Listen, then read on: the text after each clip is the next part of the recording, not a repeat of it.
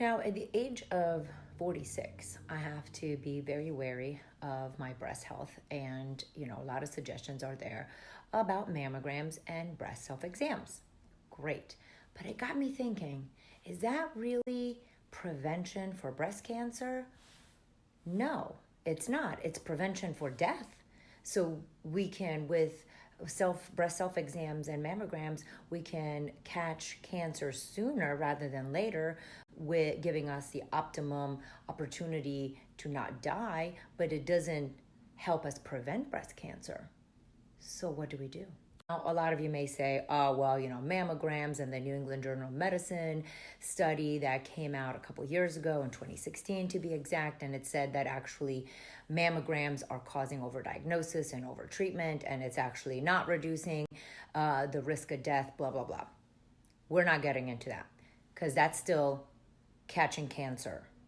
We're talking about how do you prevent cancer. So here's what I'm doing.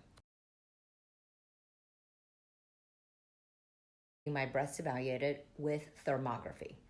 What the heck is that? Thermography is using cameras to detect various heat and cooling points in the body, which actually detects inflammation. It can detect cancer, but it detects inflammation, which then helps you target the areas of inflammation so you can prevent cancer. It looks something like this.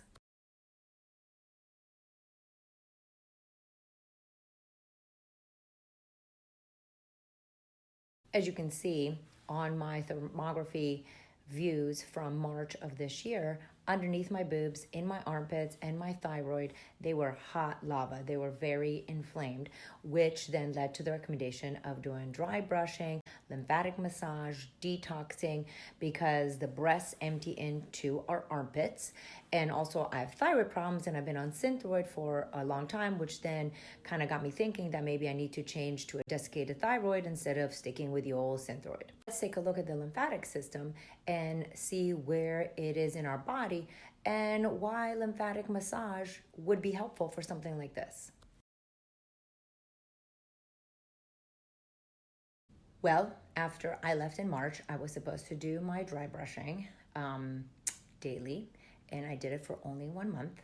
I was supposed to stop wearing underwire bras because those increase congestion to the lymphatic drainage of our breasts, which can put you at risk for breast cancer.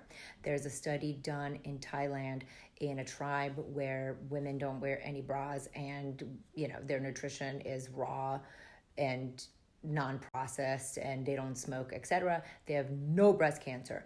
And the same tribe a little further into Thailand, they introduced bras, and actually they saw an increase in rates of breast cancer, which never existed before in this tribe. So there we go. Nope, just have 2 bras and wear those over and over again because I got fitted in Nordstrom like Oprah said to, and they're expensive bras, so I just kind of keep using those anyway. Let's take a look at what happened 6 months later. But you saw the congestion on my screen, and I was supposed to not wear underwear bras anymore, non-compliant with that. You're also supposed to vary the kind of bras that you wear so it's not always obstructing in the same spot. So you can see that in March, there's inflammation under the boobs, under the boobs, and also in my armpit. And let's see what happens 6 months later. Well, inflammation, but now I've developed a hot spot of inflammation right here on the right side, and there's still inflammation underneath the boobs on both sides. The good news is on desiccated thyroid medicine, my thyroid was no longer hot lava. It was normal looking, so that's great. My GI system, awesome. Liver was looking good, so all that's good. However, there was increased inflammation on the right side. So this lady is now going to change her bras.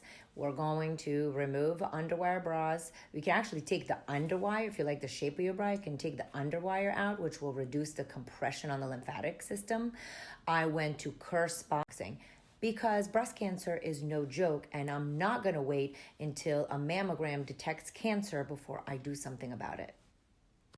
Where Renata is an expert certified in lymphatic massage, had that done for about 30 minutes, which was amazing. She also taught me how to do it at home.